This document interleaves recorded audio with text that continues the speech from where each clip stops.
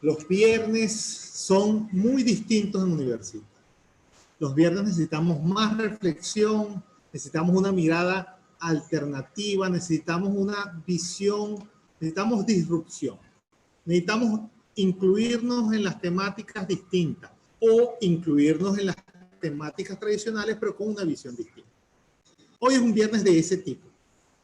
Hoy es un viernes donde decidimos tocar el tema de ese derecho a la información, ese derecho o el manejo de los datos y cómo eso está y cómo sobre esa temática hay narrativas que muchas veces se encuentran.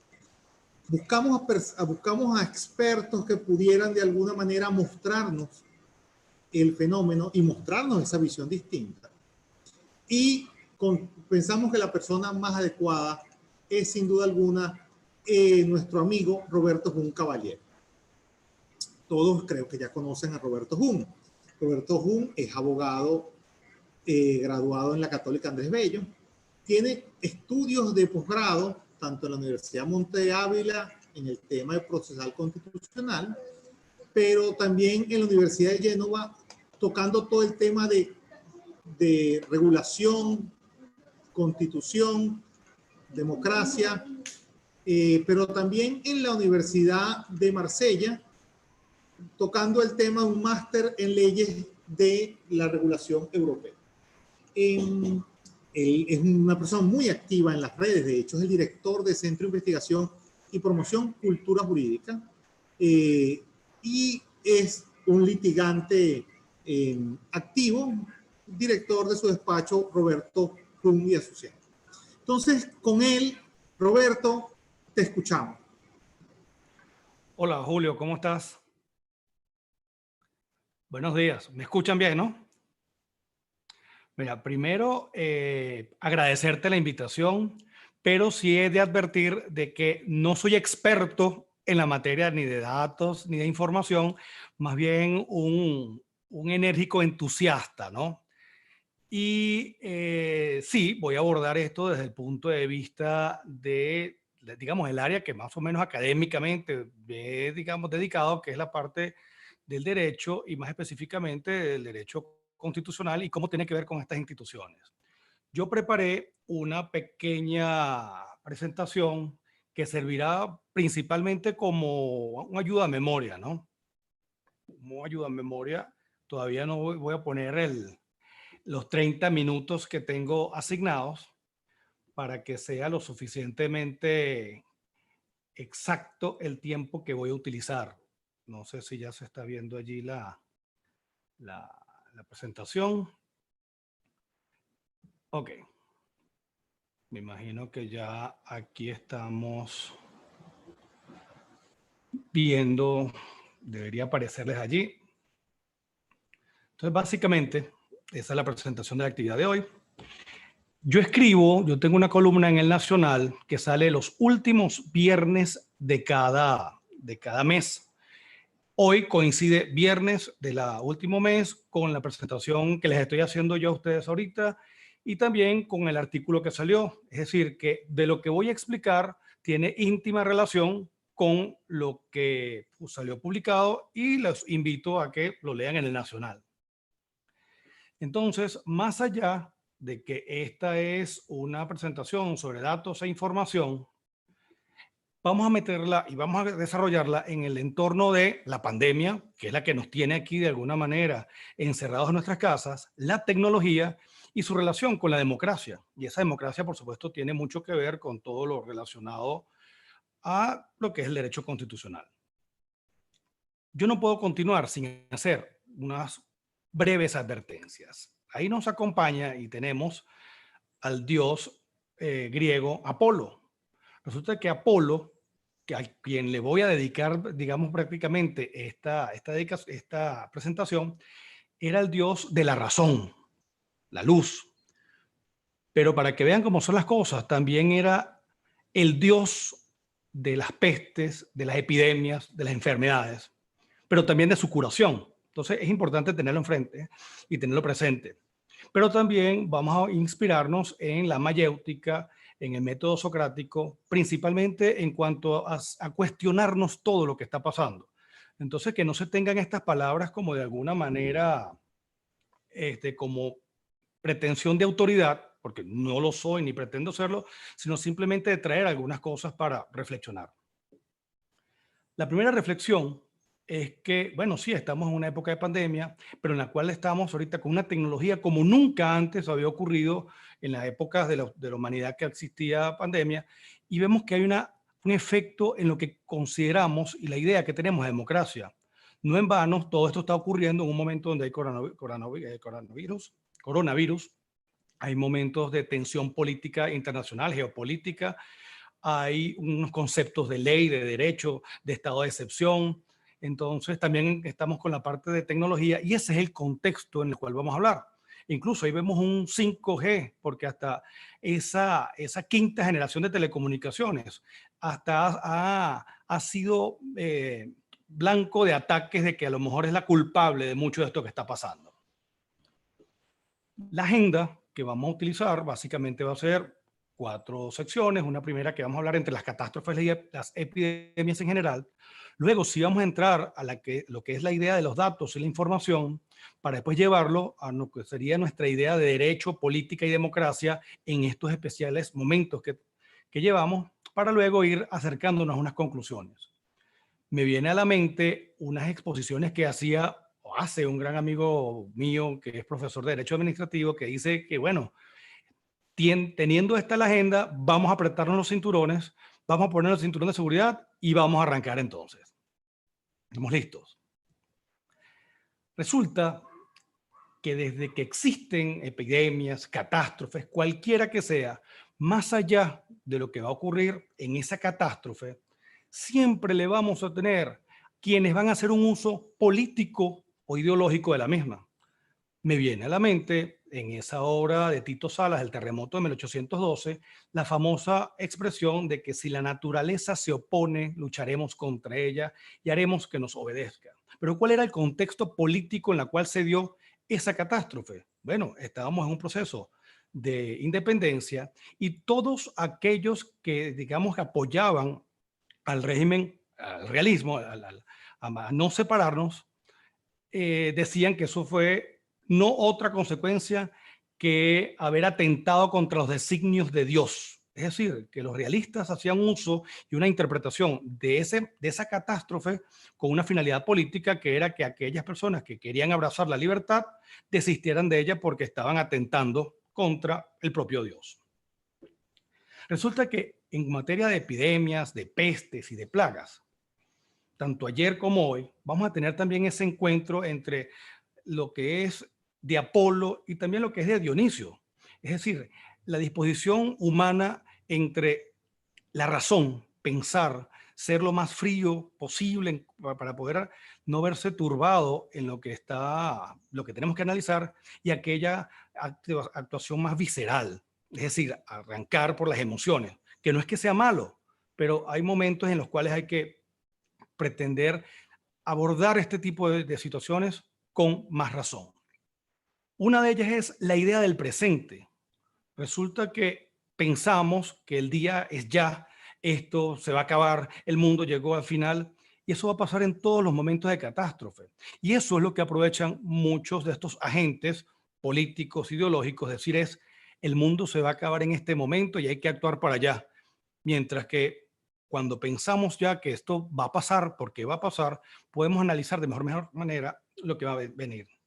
También, digamos, las tensiones entre razón y pasión. Y sí, hay mucho mito y mucha fantasía. Por supuesto, hay una realidad, que es la pandemia. No le estamos quitando importancia. Por supuesto, nos duele muchísimo las personas que enferman, pero también debemos estar claros de la razón para no caer en esa superstición. ¿Cuántas cosas supersticiosas estamos escuchando? Bueno, que si fue un designio de la naturaleza o de un dios, de la deidad, o porque somos pecadores, o porque comemos tal o cuales productos, animales, etc. Entonces eso genera que ahora haya muchas falacias. Veo que hay profesores que me corrigen en cuanto al mal uso de las falacias o la idea de la falacia, pero cuando yo hablo de la falacia del doble dilema es que o es una cosa o automáticamente es otra. Bueno, la culpa de todo esto es el capitalismo. No, no, es el socialismo. Entonces vamos a tratar de abordarlo de la manera más objetiva posible. Y por supuesto los sesgos. Todo lo que pasa lo utilizamos como un sesgo de confirmación de que, bueno, te los dije.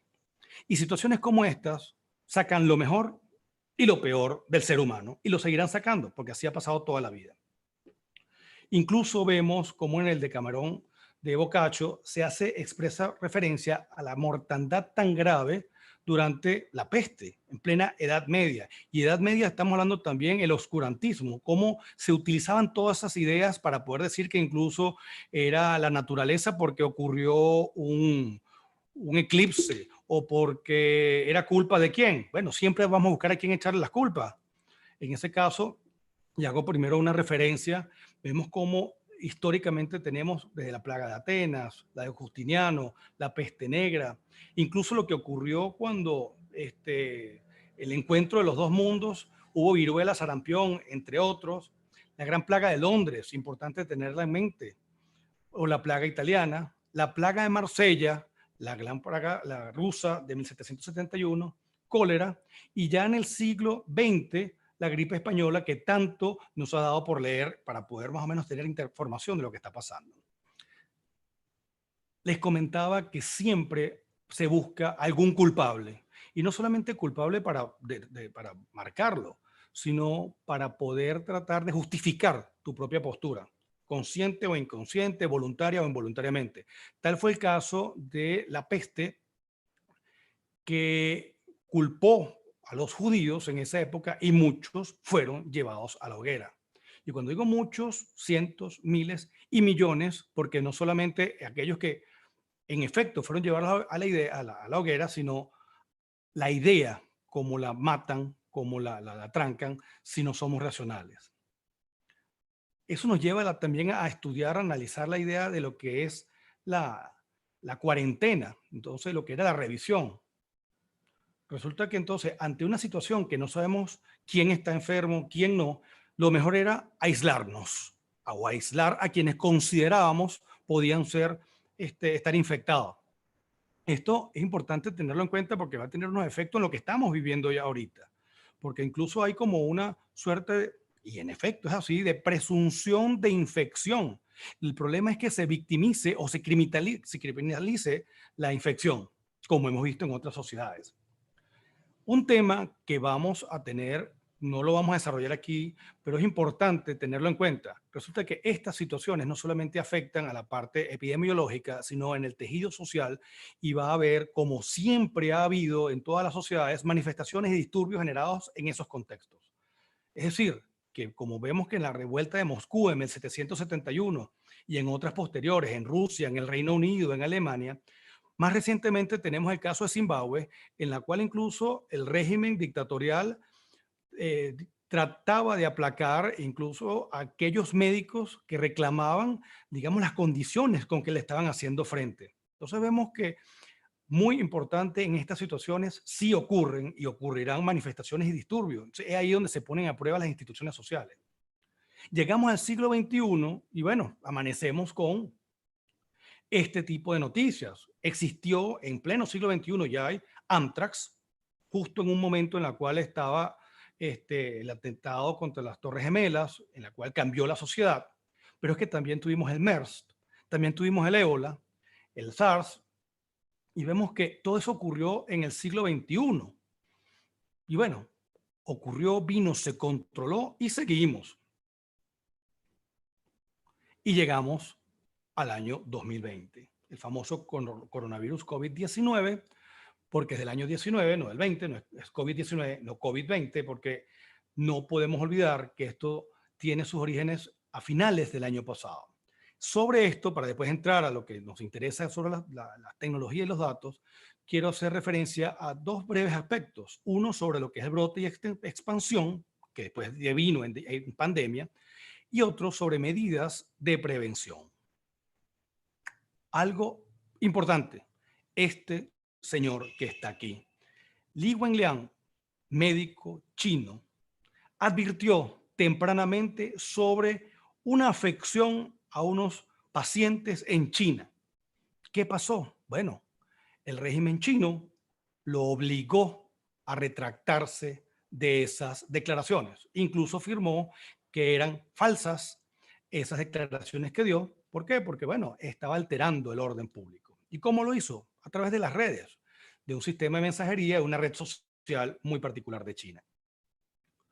Pero también entonces vemos cómo en materia de prevención, los primeros mensajes que teníamos era, bueno, los que se tienen que mantener aislados son aquellos que están enfermos, manténgase aparte de las personas que estén contagiadas, pero vimos cómo entonces ya eso se extendió a todos nosotros. Entonces vamos a ver que eso tiene unos efectos sociales muy allá. E incluso el tema de las máscaras, vemos como inicialmente había un problema que si se usan, no se usan, que nada más la van a usar aquellos que están enfermos. O sea, hay una desinformación cuando en realidad el tema de las máscaras es que no hay máscaras específicas para todo el mundo. No todo el mundo puede comprar o no podemos garantizarle a todo el mundo en un momento específico unas máscaras especializadas, pero sí para poder evitar de manera mucho más general una propagación. Eso nos lleva a hablar también, y destaco las fotografías de Italia, porque Italia fue, digamos, la comunidad, la sociedad que principalmente se vio afectada en este claustro, y todavía muchos están encerrados, principalmente en el norte de Italia y en Milán. Entonces vemos que el concepto también de distanciamiento social hay que repasarlo, porque va a tener unos efectos que van a ir mucho más allá de lo que estamos ahorita viviendo y pueden permanecer en nuestro tejido social. Importante, las últimas semanas, los últimos días siempre se ha hablado del caso de la gripe española, que valga destacar y recordar de que no se dio en España, es decir, que mencionarla como española no significa que estamos en contra de los españoles, igual que no estamos en contra de los chinos cuando tú hablas del virus chino, pero ahí fue que se generó y por supuesto algo tiene de responsabilidad el haber acallado al doctor Wenliang. Pero entonces vemos cómo en dos ciudades de los Estados Unidos, y ahí es donde empieza a ver la parte de la data, de la información que tenemos para enfrentar una situación en particular, tuvo efectos distintos en Filadelfia y en St. Louis. En el caso de Filadelfia, la gente se agrupó para poder darle la bienvenida a los soldados que llegaban de la Primera Guerra Mundial, y entonces hubo una infección mayor. Mientras que en St. Louis se dispersaron en el sentido que no hubo esos grupos en manifestaciones muy amplias, y se controló de mejor manera. Lo que famoso hemos escuchado que se llama aplanar la curva. Vamos ya entrando a cómo fue tratado esto en nuestros países. Y tenemos una larga lista porque nos afecta a todos. Yo creo que no existe ningún país que no haya tenido un efecto, incluso el propio Corea del Norte, que dice que no hay nada. Vemos cómo está también viviendo sus propios efectos de supuestamente no tener nada. Es decir, que no tenemos información de lo que ahí está ocurriendo.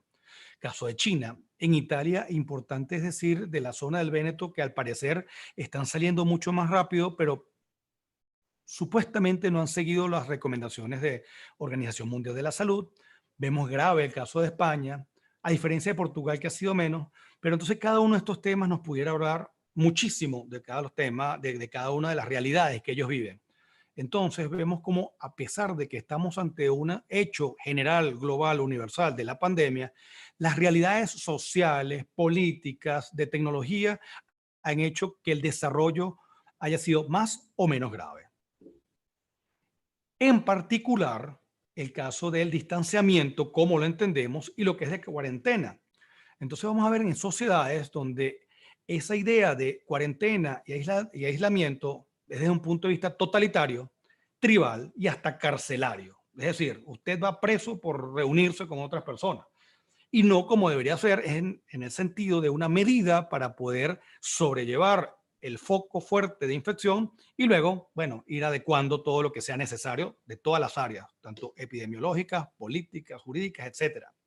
Entonces vemos que existen conceptos como el de la cuarentena responsable, el caso de Chile, que a pesar de que tuvieron muy fuerte ese control, ya tienen, digamos, de manera más responsable. A lo mejor son eufemismos también, ojo, recordemos que tenemos que ser críticos de lo que estamos hablando. Y tenemos el caso de la cuarentena inteligente, República Checa. Ahí está esa gente en cuarentena, más de 2-3 metros entre unos y otros, pero no les ha permitido, no les ha limitado en ejercer su día a día social, porque en definitiva tiene otros efectos más allá de la infección. Importante sería estudiar los casos de Taiwán, Singapur, República Checa, Chile y Suecia. Ya entramos entonces al tema de los datos y la información. Hay una afirmación que hemos todos escuchado alguna vez, que es que quien tiene el conocimiento tiene el poder. Incluso Hobbes, en su obra muy conocida, como lo es el Leviatán, lo menciona y lo desarrolla en la parte del poder. Por supuesto, estaba en latín, pero cuando llegamos entendemos que, en efecto, quien tiene el poder, tiene la información, tiene el poder. Y básicamente, porque no es mi área, lo que es la información y los datos en general, podemos dividirlos en esta estructura que está allí. Los datos generales, los datos son, mira, qué temperatura hace, qué temperatura hizo hace 10 años, 100 años, 1000 años, qué número de personas están enfermas en esta situación, qué edades tienen. Toda esa información general que no tiene mayor, digamos, usabilidad, utilidad, si no llegamos a una relación entre sí. Y eso sería, digamos, la información. La información es agarrar todos esos datos, digamos, crudos, y relacionarlos entre sí. Cuando llega ya a un nivel más de interacción, de que ya tienes para qué lo vas a utilizar, ya podríamos hablar de lo que es el conocimiento. Bueno, estos datos que ocurrieron hace tantos años con las personas que estaban infectadas y este fue el tratamiento que se usó para salir de esa situación, genera lo que entendemos como un conocimiento que podemos utilizar para poder sobrellevar esto que estamos utilizando, que estamos padeciendo ahorita. Y por supuesto, en un nivel ya más elevado, pudiéramos considerar de que quien utiliza esos datos a modo de información, luego conocimiento, llegaría a un nivel de sabiduría. Entonces, aquellas, digamos, sociedades, para no atribuírselo a ninguna persona, que utiliza todo eso con fines, digamos, y ahí también ahí está la parte teleológica de para cuáles serán esos fines, serían sociedades con una gran sabiduría.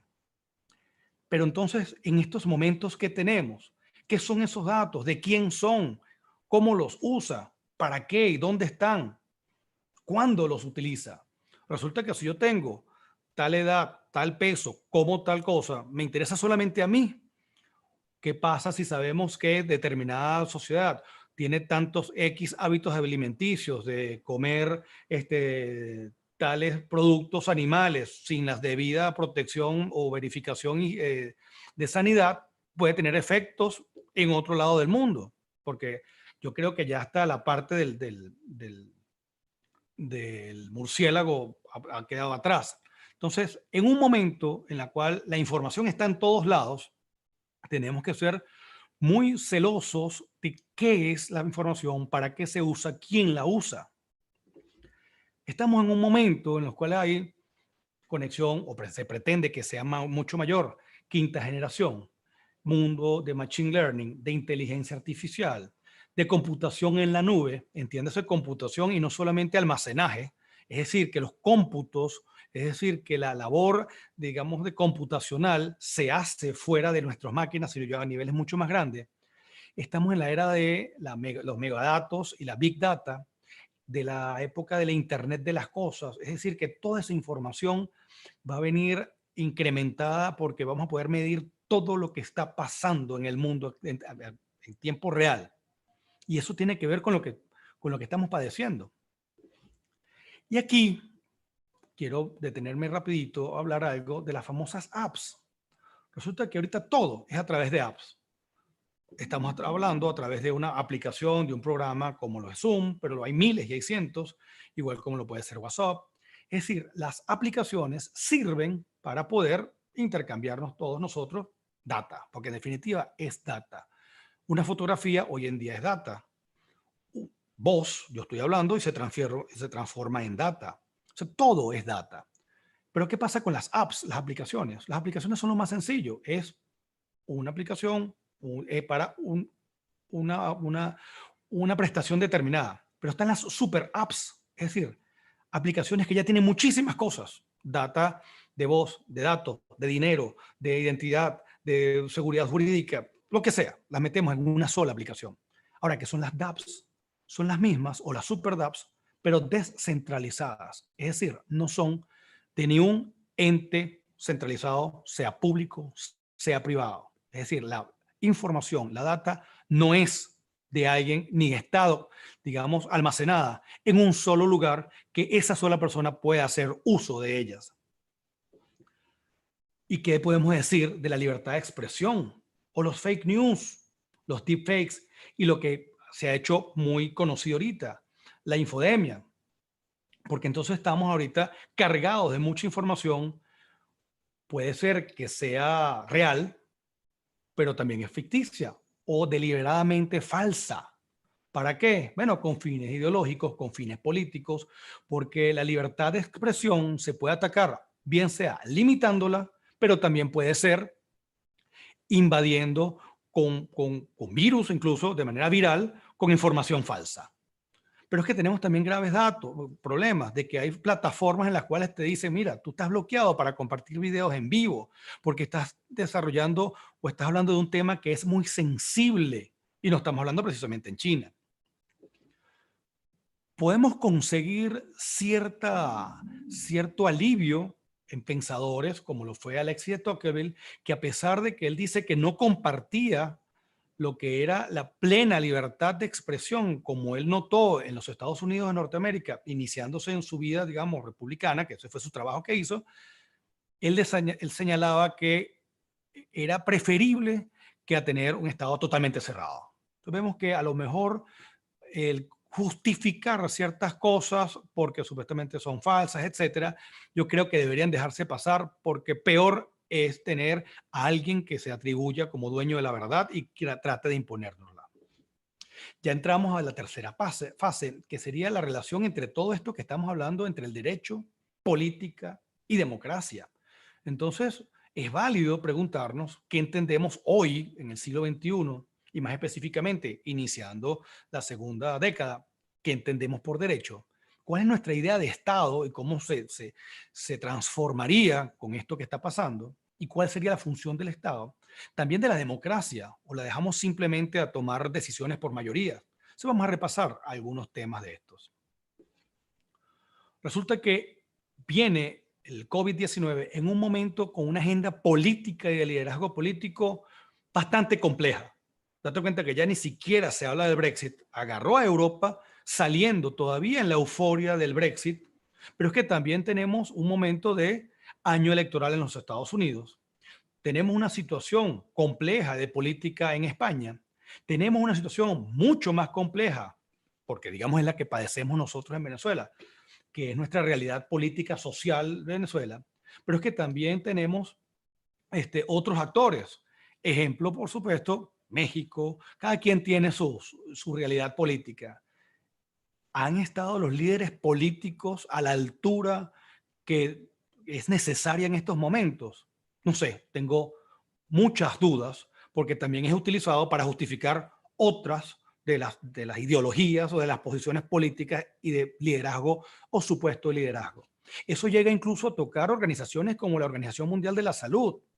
Vemos cómo está en entredicho muchísimas de la información, no solamente técnica, sino desde el punto de vista de cómo se ha llevado político. Recientemente vemos cómo Estados Unidos dice que está retirando apoyo, financiamiento de la Organización Mundial, pero a la vez China dice que le está dando más apoyo económico. ¿Qué significa eso? Que entonces espacios que cierran los Estados Unidos, independientemente que estemos de acuerdo o no con sus políticas, está entrando China, independientemente estemos de acuerdo o no con sus políticas. Pero entonces vamos a retomar también, habíamos visto una lista de países, pero veamos entonces estas notas de prensa. ¿Cuáles han sido los mejores países que han llevado el tratamiento de esta pandemia? Entonces, ¿qué escuchamos? Alemania, Taiwán, Nueva Zelanda, Islandia, Finlandia, Noruega y Dinamarca. O sea, es interesante y además liderado por mujeres. Más allá de las consideraciones que podamos hacer sobre feminismo sí, feminismo no, etcétera, vemos que el liderazgo político ha sido totalmente distinto. Recordemos otra vez, o digamos, tengamos nuestra idea de lo que es la cuarentena y cuarentena inteligente. El caso de la República Checa o Suecia, que ni siquiera, digamos, lo percibieron como lo hemos percibido nosotros, a diferencia de otros que vimos, ¿no? De tipo tiránico. ¿Qué pasa en sociedades como China, Nicaragua, Rusia, Bielorrusia, Corea del Norte y Venezuela? Podemos afirmar de que esa información, esa data, esas instrucciones, confiamos en sus emisores, confiamos en la información. Independientemente, no vamos a entrar en detalles, pero sabemos que aquí habríamos otros temas, pero digamos que no es tan transparente como aquellos que tienen mayores muertos, mayores fatalidades, pero porque son abiertamente, sabemos lo que está ocurriendo. Estas fotografías las tomó mi socia y amiga María Elena Castro Mata. Pueden buscar en su Instagram. Ella estuvo en octubre y noviembre en China, casi que con el coronavirus. Esas fotos las toma ella.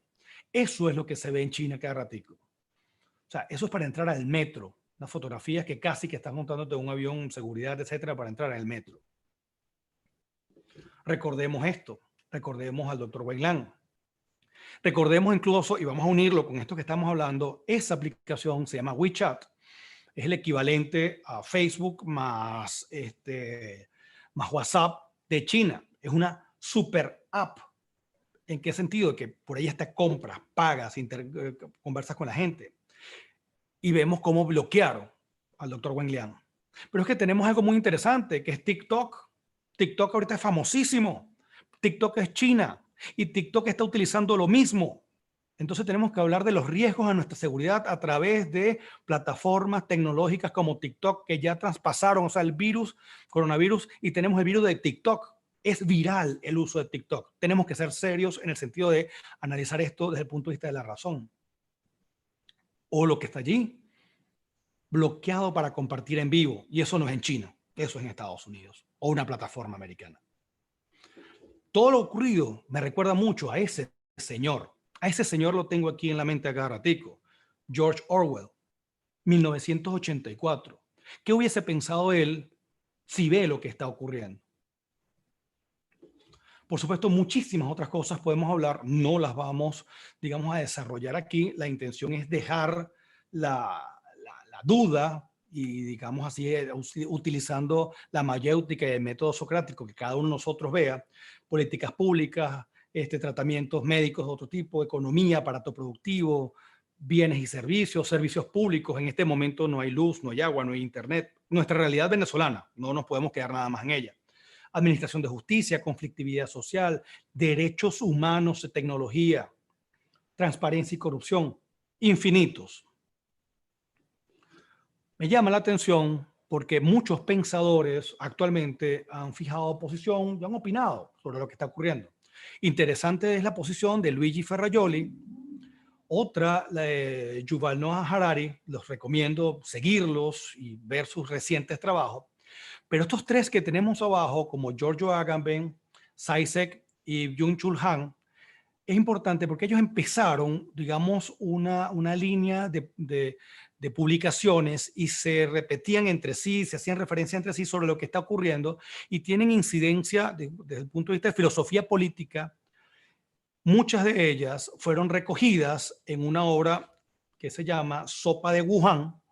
Sopa de Wuhan, independientemente de que uno pueda estar de acuerdo o no con la línea y el telos de lo que está allí contenido, fue publicado por Pablo Amadeo Editor. Yo le pedí autorización para poder divulgarlo. Si ustedes entran en culturajurídica.org, podrán descargar Sopa de Wuhan y un segundo libro que se llama La Fiebre. Pueden entrar también en la página de Pablo Amadeo Editor, pero allí está. Entonces podemos leer ese tipo digamos, de opiniones de estos pensadores, independientemente creamos en ellas o no, lo apoyemos o no. Pero es interesante tener el mayor número de ideas, de conocimiento, de datos para hacernos nuestra propia idea. Pero es que también hablaron Henry Kissinger y Michael Sandel. Pueden buscarlo en YouTube. Tiene importantes opiniones.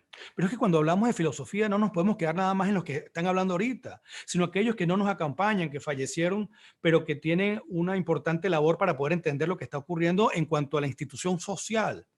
Michael Foucault, Isaiah Berlin Y me llama la atención específicamente Ortega y Gasset, que salió una obra póstuma, o sea, que se llamaba El hombre y la gente, en la cual incluso hablaba, además del ensimismamiento, hablaba de las relaciones, el intercambio social, incluso hablaba de la importancia del saludo, porque creámoslo o no, nos han cambiado o ha cambiado hasta la manera como nos saludamos. No solamente darnos la mano, que es algo a lo mejor muy occidental, va a cambiar. El saludo, ¿qué significa? Eso lo escribió Ortega y Gasset. Es decir, que sus pensamientos, sus ideas son importantes tenerlas en momentos como este muy presentes. Volvamos al tema de los datos y la información.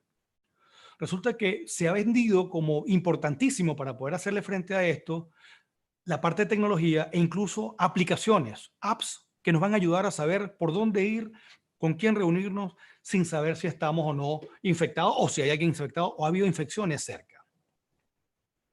Esto lo podemos leer de la propia página de Apple. Apple ha trabajado y tiene una herramienta para poder evaluar el COVID-19 y lo está haciendo con el Departamento Federal de Enfermedades, Epidemiología y la Casa Blanca. Pero importante, lo que dice ahí, nuestro compromiso con la privacidad. Apple no recopila las respuestas de la herramienta de evaluación. Es decir, hay una protección. Igualito ocurre con Google. Google utiliza todos nuestros datos para saber si dejamos de ir para los mercados, para el centro, el tráfico, etcétera.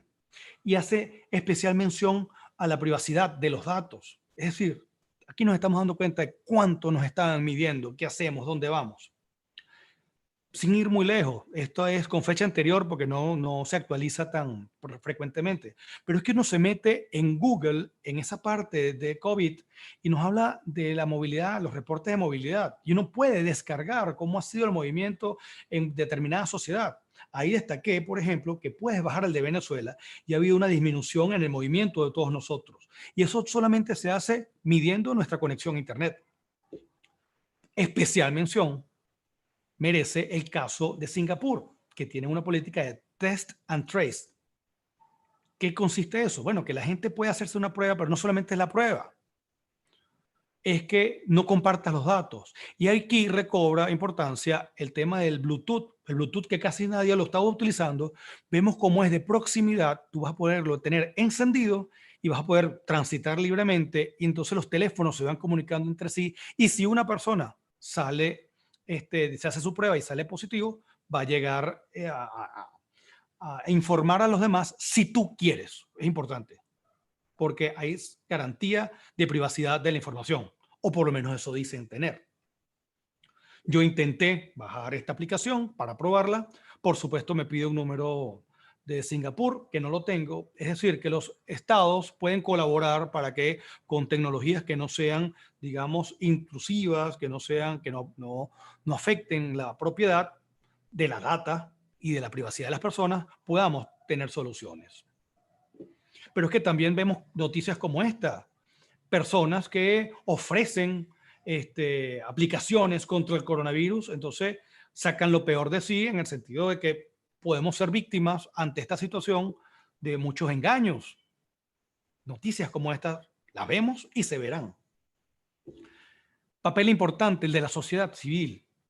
No podemos quedarnos únicamente en lo que nos diga una autoridad gubernamental o académica si no tenemos una sociedad civil preparada, ilustrada en muchas de estas cosas. Y ahí lo importante también de la educación y este tipo de actividades que estamos haciendo. Esta foto, el derecho a la manifestación, eso ocurrió en Tel Aviv el 19 de abril. Resulta que hicieron una manifestación, estuvieron en las calles, ¿pero qué? Guardando la distancia. Es decir, el derecho a la protesta no se suspende, ni siquiera en época de coronavirus. La sociedad civil tiene que aprender las maneras de reaccionar, tiene que aprender la manera de hacer valer sus derechos y por supuesto más cuando tienes pensamientos que tratan y regímenes que tratan de oprimirte. Tenemos, digamos, plataformas como esta, que es la sociedad civil organizada a través de la Fundación para las Fronteras Electrónicas, que tratan de defender lo que es la libertad de expresión. Porque cuando hablamos de libertad de expresión no solamente es hablar, es acceso a la información y la información como el dato. esta página tenemos que tener presente siempre. Nuestro mundo en data. Esa es una página en la cual hay, como ahí dice, 3.455 imágenes, charts, esquemas sobre 297 tópicos. Y por supuesto, el caso del coronavirus es el que está más, digamos, primordialmente, es el más requerido. Pero lo importante es, como dice ahí, que sea gratis, libre y abierto, de código abierto. Es utilizado por instituciones académicas, grandes universidades y, por supuesto, medios de información. Lo importante es que sea abierta y eso es sociedad civil. Tenemos datos como, por ejemplo, el número de pruebas efectuadas. Vemos el número de pruebas efectuadas en los Estados Unidos, 4 millones de pruebas. Incluso tenemos cuántas se hacen por cada 1.000 personas. Tratemos de averiguar cuántas se han hecho, por ejemplo, en el caso de Venezuela o en el caso de Cuba.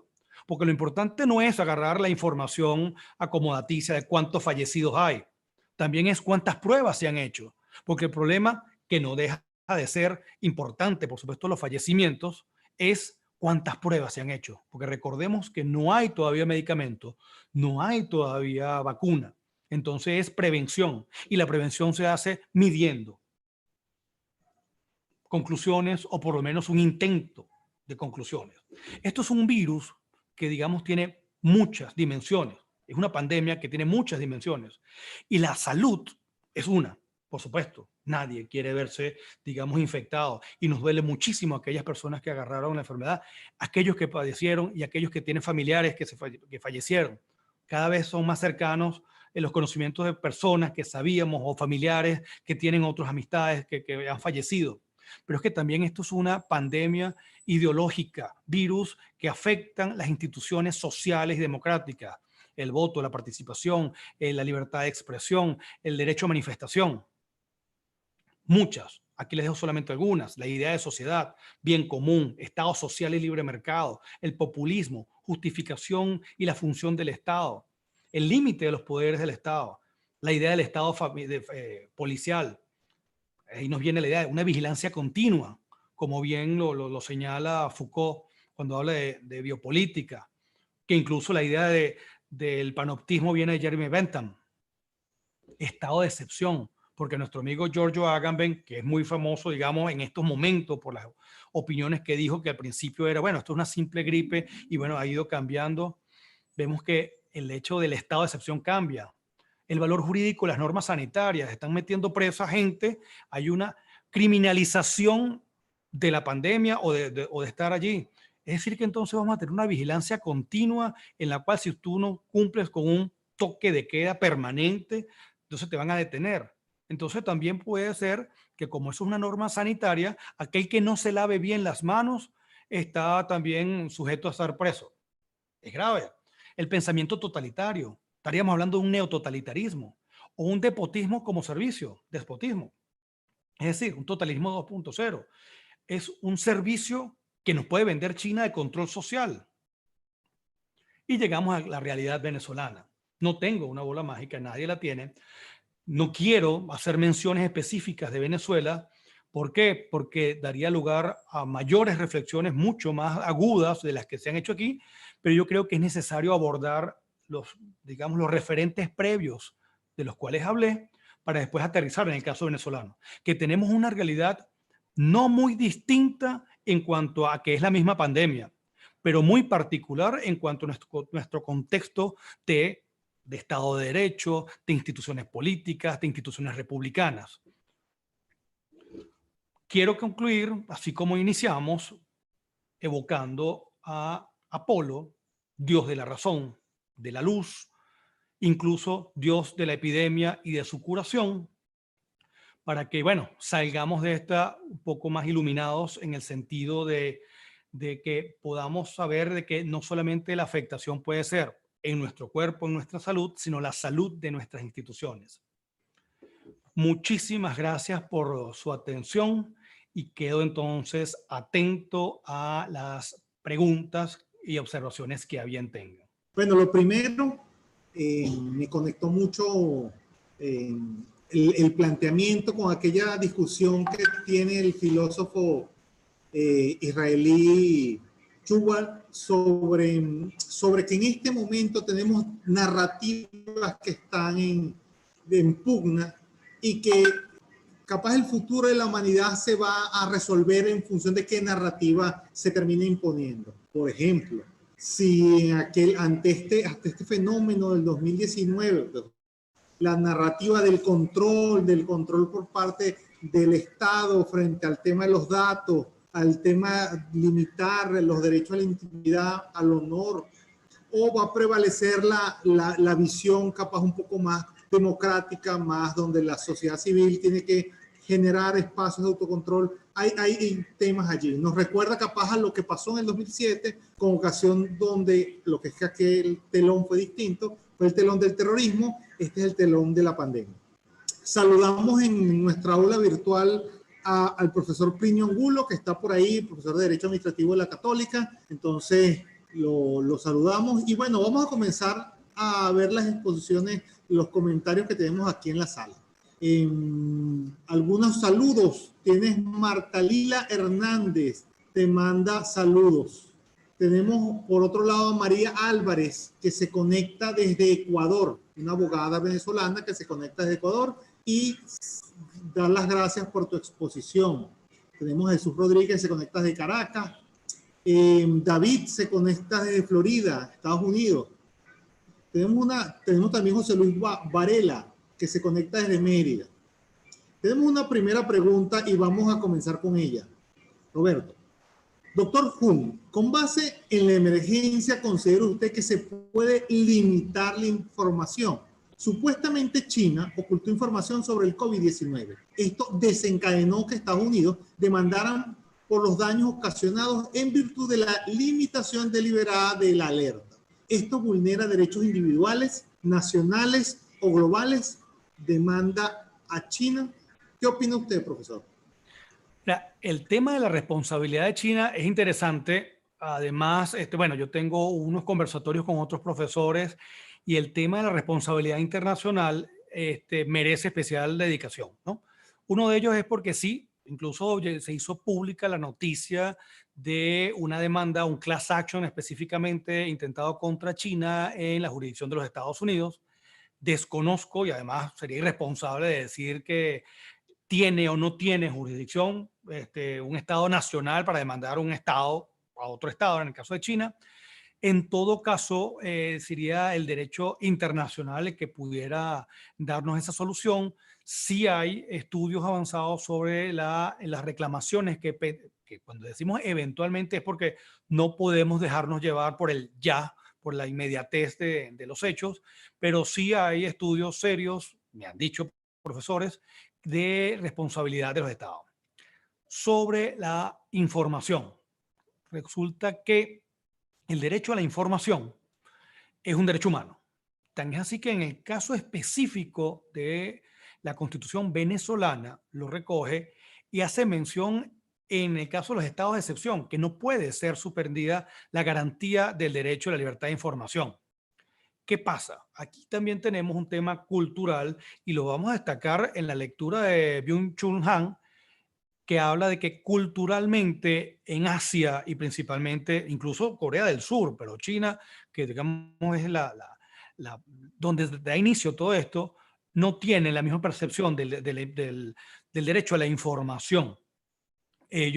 Para ellos es normal que estén chequeados, para ellos es normal que usan estas aplicaciones, para ellos es normal que tienes incluso un crédito social. Si tú cruzas la calle por donde no es, te baja unos puntos. Es decir, para ellos es normal que toda su información sea, ni siquiera pública, toda su información esté en manos del Partido Comunista Chino. Entonces, son retos en cuanto a que si son derechos universales, quienes creemos en que tienen una supremacía, debemos, digamos, aprovechar estos momentos para decir no nos dejen caer en aquellas situaciones irracionales de que, bueno, entonces hay que controlar todo, porque hemos visto que a lo largo de la historia esa desinformación o ese control ha tenido consecuencias tan graves como las propias de la enfermedad. Vemos el caso de aquellas masacres contra las comunidades judías en plena Edad Media. Gracias, Roberto.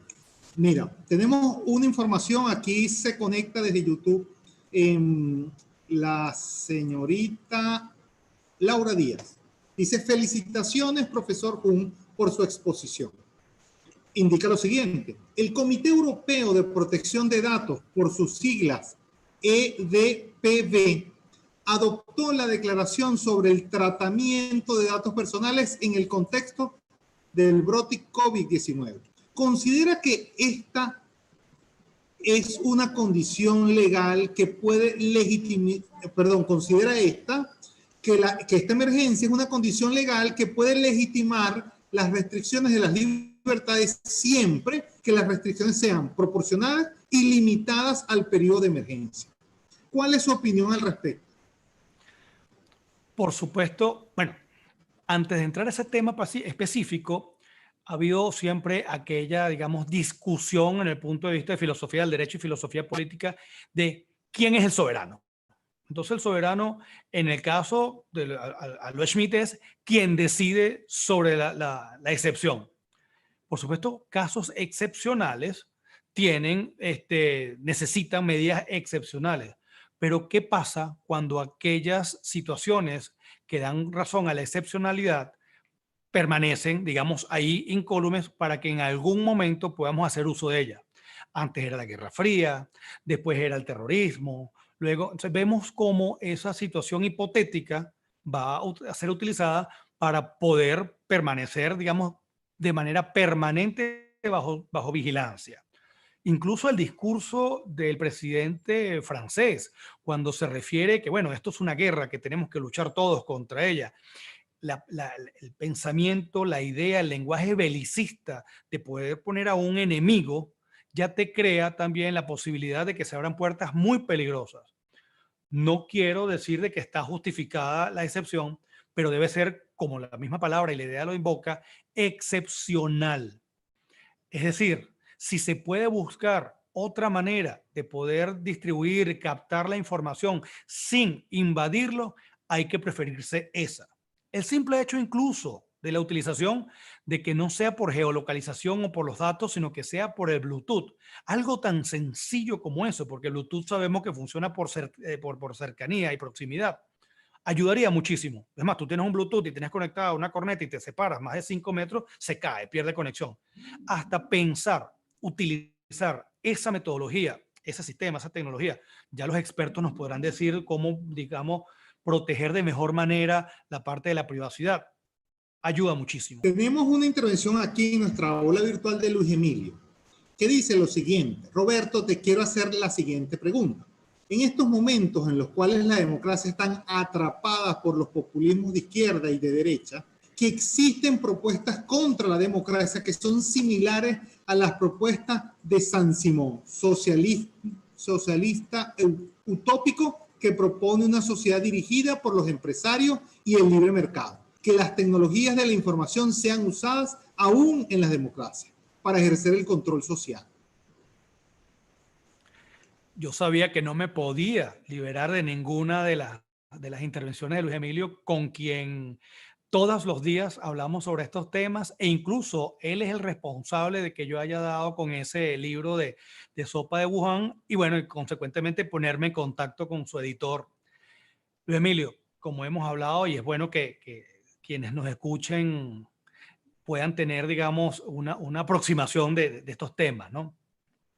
Yo creo que más allá de la idea de socialismo de izquierda o liberalismo de derecha, etcétera, es un tema de populismo como instrumento para poder meter estas herramientas.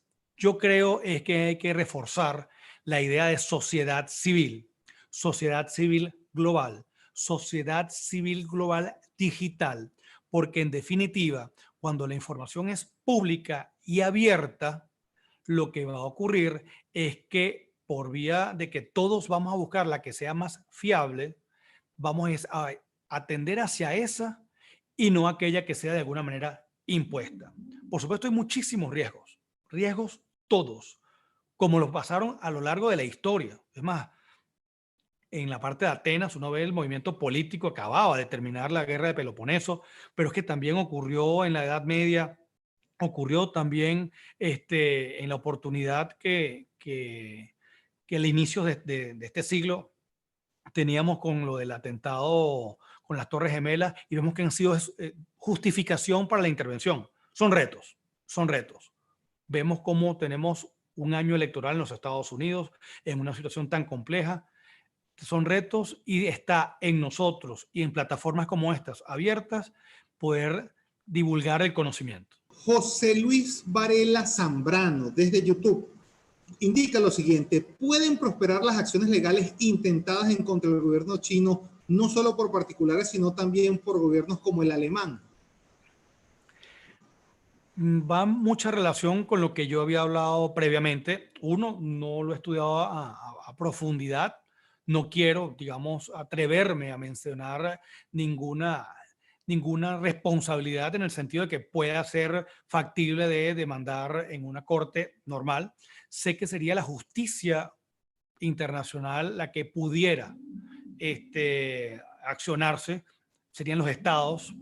Por supuesto, tomarían en consideración la afectación de las personas, pero yo creo que esto debe ser abordado desde el derecho internacional más que la apreciación que tengamos. Por supuesto, es muy grave lo que está ocurriendo, pero es que también pudiera abrir a situaciones por las cuales una persona que se vea afectada sea no por el hecho de China, sino por las condiciones sanitarias del propio país donde tú estabas.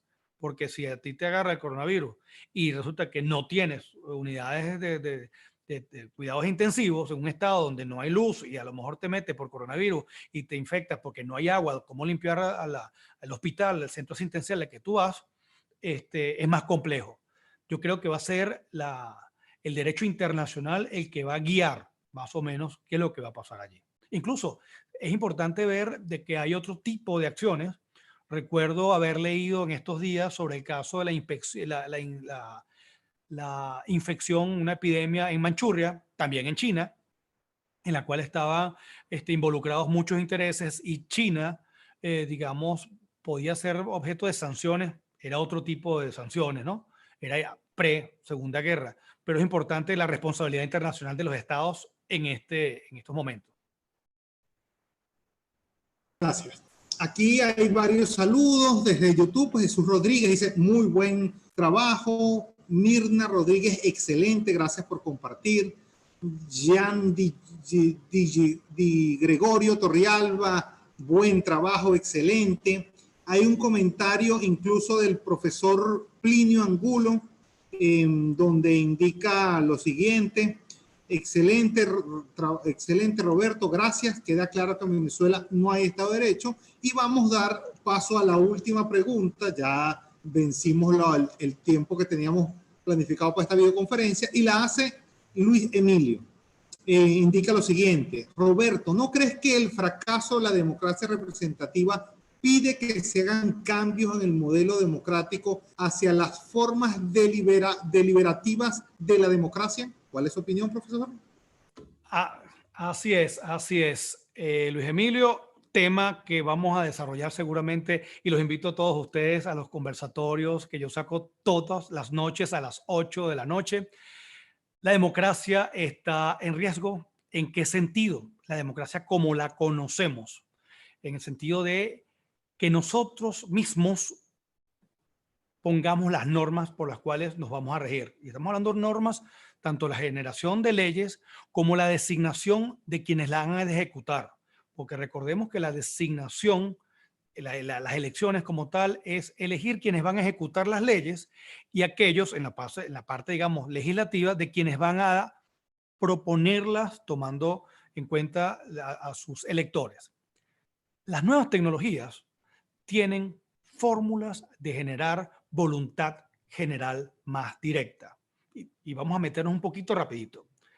Con estas aplicaciones, apps, dApps, distribuidas, etcétera, tú podrás tener, y pongo como ejemplo, un edificio de 14 apartamentos. Así como existen estos grupos de discusión, grupos de chat, tú vas a poder votar. Y vas a votar en algo que en realidad te afecta en mayor o menor grado.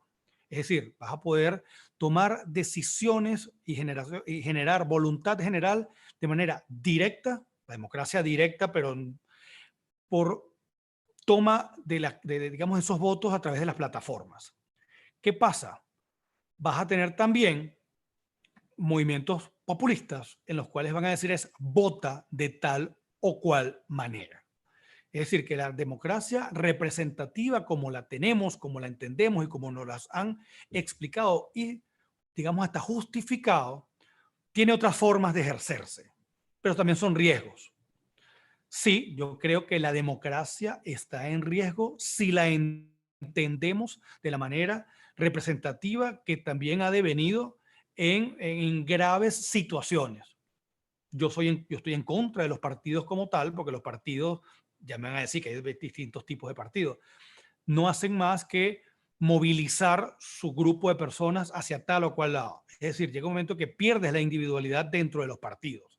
No estamos hablando de la realidad venezolana, estamos hablando en abstracto. Luis Emilio, más bien te invito a que este tema, y Julio, yo sé que vamos a hablar sobre, a lo mejor más adelante, de democracia deliberativa, pero en abstracto, porque por supuesto la realidad venezolana no la podemos poner como un ejemplo general, sino que esto tiene que quedar para discusiones mayores. Yo creo que deberíamos hablar sobre eso.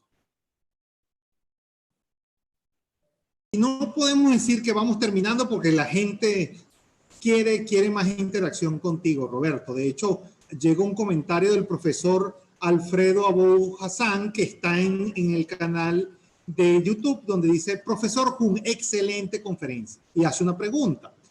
¿Usan la ubicación GPS de las personas para saber dónde ha estado? ¿Es ilegítimo? ¿Qué prevalece? ¿El derecho a la información personal o el derecho a la salud?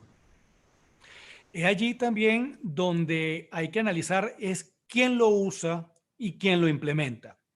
Ejemplo, en el caso de Google, tú estarías, y pongo unas comillas muy grandes, autorizando a Google, porque eso está en los términos y condiciones. Eso te va a decir, bueno, es que tú lo autorizaste, pero es que puedes incluso apagarlo. Sí, puedes apagarlo, pero entonces él viene automáticamente encendido de que está diciendo qué haces, dónde compras, con quién te reúnes. Entonces, yo creo que debería ser al revés. Debería estar todo eso bloqueado, y ahí es donde viene, y yo sí creo que en Europa tienen una apreciación mucho más celosa de lo que son los derechos de la información. Tan es así que la sentencia o el caso del derecho al olvido se da eso en el contexto europeo.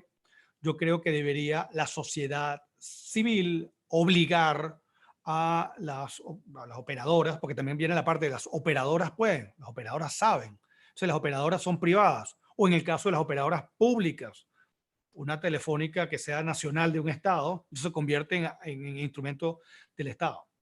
Toda intervención no autorizada de mis datos es ilegal, es inconstitucional. Y de esa premisa vamos viendo cuál no es.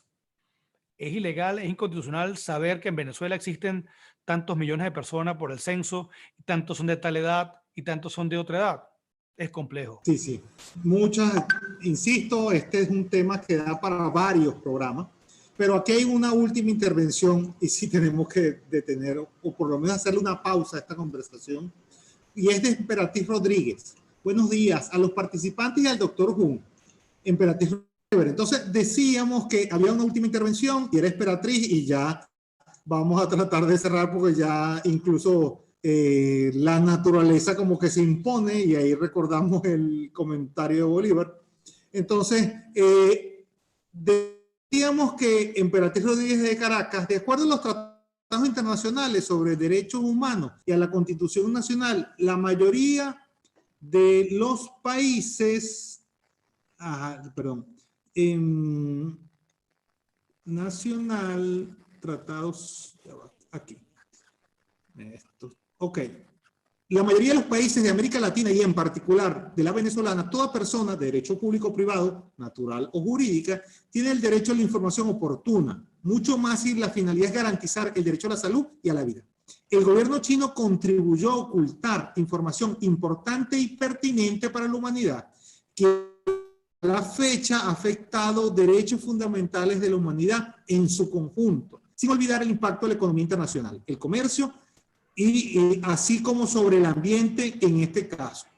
El doctor Hu, en su opinión, ¿es posible que la sociedad civil pueda ejercer algún tipo de recurso jurisdiccional ante el gobierno chino o sus respectivos países a fin de activar la justicia internacional? Sin duda alguna, varios están bien interesados en una acción de este tipo.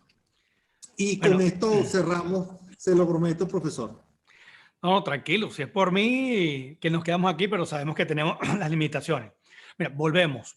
No quiero atreverme a afirmar ni a señalar absolutamente nada en materias que ni siquiera, digamos, puedo contar con la bibliografía específica. Esto sería un tema del derecho internacional, dada su naturaleza. Nos pone a pensar y a repensar la estructura de los organismos internacionales. Recordemos que lo que vemos hoy en día de cómo está organizado o cómo, digamos, la fotografía de hoy en materia del organismo, digamos, lo que es la ONU, las Naciones Unidas, que tiene mucho que ver con todo esto, tienen que ver es con la realidad social, económica, general, después de la posguerra, de la Segunda Guerra Mundial. Esto abre muchísimos riesgos, abre muchísimos retos. Si me pregunta a mí, yo creo que en efecto hay una responsabilidad. Si me preguntan en qué tribunal, por supuesto no quiero que sea tomado, por el contrario, más bien sea toda la exposición mía tenida como simple referencia y no como autoridad. No serían los tribunales estatales, sería un tribunal internacional. Y, por supuesto, China tiene unos efectos y una gran preponderancia en la comunidad mundial. Los efectos vendrán. Mucha gente, digamos, estaría evaluando reestructurar sus operaciones en China. Muchas empresas dejarán de estar en China. Mucha de esa inversión que otras empresas tenían en China irán a otros lugares. Latinoamérica tiene y tendría una gran oportunidad y los países que presten mayor seguridad jurídica pueden ser, digamos, bien pueden salir bien parados de esta situación general en unos cuantos años. Y antes de irnos, vamos a darle la palabra con un mensaje final, con una idea final, con una reflexión de nuestro profesor Roberto Hu. Roberto, ¿con qué sabor de boca crees tú que tu audiencia se tiene que ir? Mira, el sabor de boca que la audiencia creo que debe, no que irse, sino que confirmarlo, que el mundo cambió. Hay un antes y un después del COVID-19. Muchas cosas venían con anterioridad. Una de ellas que me gusta destacar es esto mismo que estamos haciendo. Es decir, conexión a Internet con valor. Hubo una época de los influencers. Yo creo que los influencers tienen una gran importancia en lo que viene, en el sentido de la llegada a miles de personas, millones de personas, pero hemos visto cómo carecen de contenido de muchas cosas. Muchos están ya agarrando más contenido. Y es ahí el trabajo de emprendimientos y de plataformas como la que tú ya tienes unos cuantos meses y años en esto preparándola, para poder, digamos, poner a disposición cuanta información se pueda. La data, la información está allí. No podemos limitarla. Lo que tenemos es que hacer uso de mercadeo digital, de saber cuáles son los antecedentes que tenemos allí, de ver, yo estoy muy contento de recibir todos los días tanto la información tuya de los eventos que tienen, pero también comentarios que vienen de quienes nos habían visto. Formación también de universidades que se han acercado a esto. Y saldremos de esta, por supuesto, tendremos que reflexionar muchísimo de aquellos que no nos acompañan, muchísimos aquellos que se han quedado en el camino, pero eso sí, debemos desde este momento ya estar claro de que el virus ataca a varios tejidos. El tejido, digamos, humano, corpóreo, nos los está atacando los médicos, los epidemiólogos, la gente que estudia epidemiología, digamos, el conocimiento exacto lo atenderá. Nosotros atendamos el nuestro, que es el de instituciones públicas, instituciones políticas, instituciones democráticas, instituciones para que no nos entren otros virus a causarnos mayores daños. Esto nos recuerda una idea: ningún pasado fue mejor que el presente. Siempre habrán cosas más interesantes en el futuro que tenemos que transitar. Entonces, a nuestra audiencia, desde donde estén, hasta luego y que tengan un feliz día.